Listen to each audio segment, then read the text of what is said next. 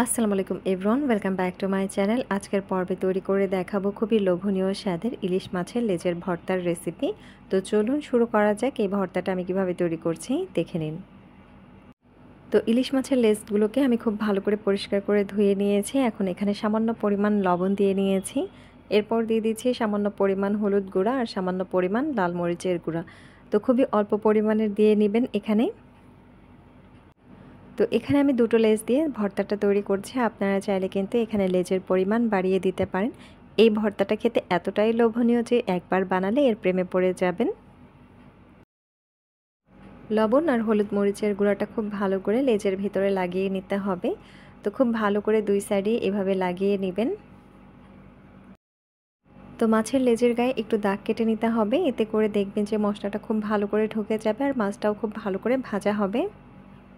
এখন এটাকে একটা সাইডে রেখে দিচ্ছি। আর এখানে আমি কিছুটা পরিমাণ রসুন নিয়েছি। তো 5-6 কোয়ার মতো রসুনকে কুচি করে কেটে নিয়েছি একটু বড় করে।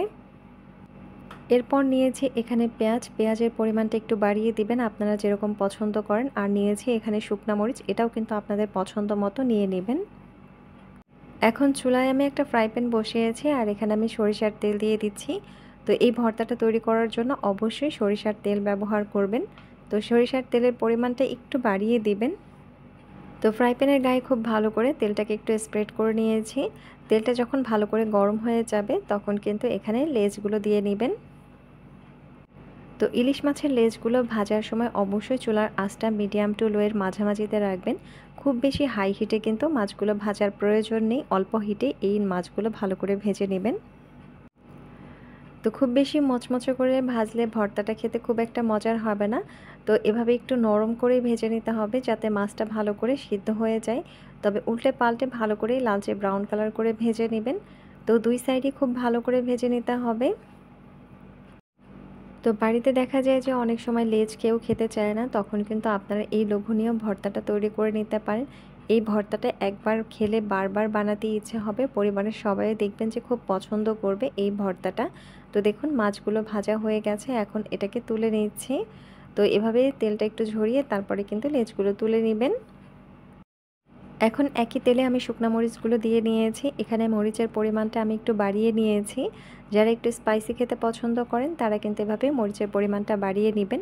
তো খুব ভালো করে শুকনা মরিচটাকে প্রথমে ভেজে নিতে হবে।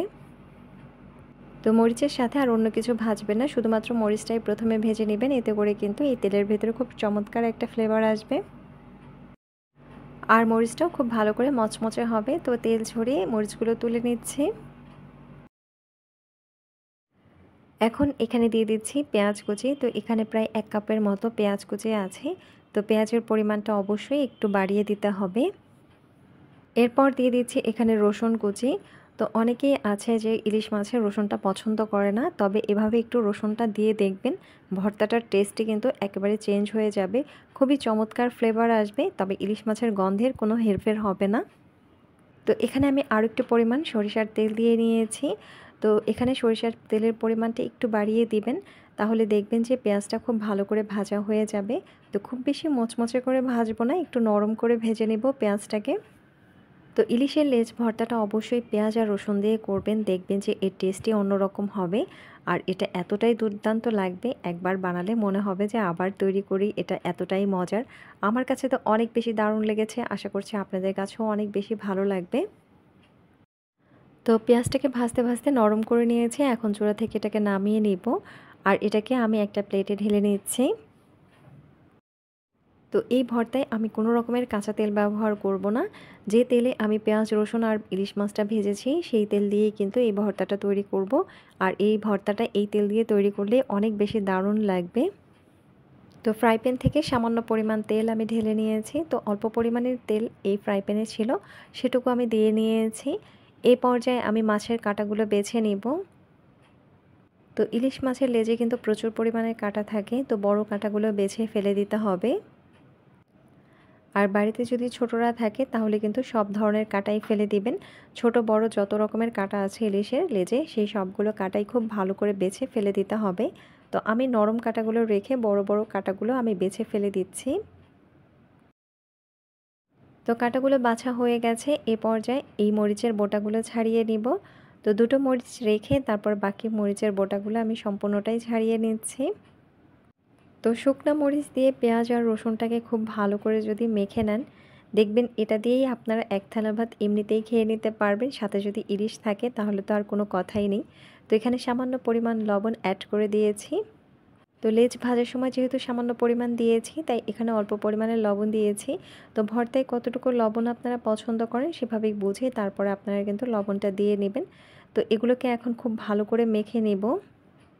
তো প্রথমে আপনারা লবণ দিয়ে মরিচটাকে মেখে নেবেন, তারপরে কিন্তু পেঁয়াজ রসুনটাকে খুব ভালো করে মেখে নিতে হবে। এরপর মাছগুলোকে খুব ভালো করে এর সাথে মিশিয়ে নেবেন। আর এই ভর্তাটা মাখতে হবে আলতো হাতে, খুব বেশি চেপে চেপে এটাকে মাখতে যাবেন না, তাহলে দেখা যাবে যে রসুন আর পেঁয়াজটা একেবারেই গলে যাবে।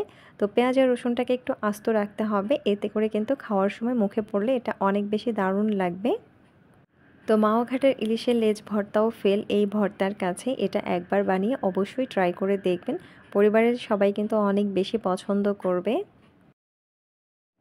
তো খুবই লোভনীয় স্বাদের এই ভর্তাটা গরম গরম ভাতের সাথে সার্ভ করবেন। তো আমার কাছে তো খুবই দারুণ লেগেছে, আশা করছি আপনাদের কাছেও অনেক বেশি ভালো লাগবে। আজকের রেসিপি এই পর্যন্তই। ভালো লাগলে অবশ্যই একটা লাইক দিবেন, কমেন্ট করে জানাবেন কেমন হয়েছে। আর অবশ্যই অবশ্যই আমার চ্যানেলটিকে সাবস্ক্রাইব করবেন। আল্লাহ হাফেজ।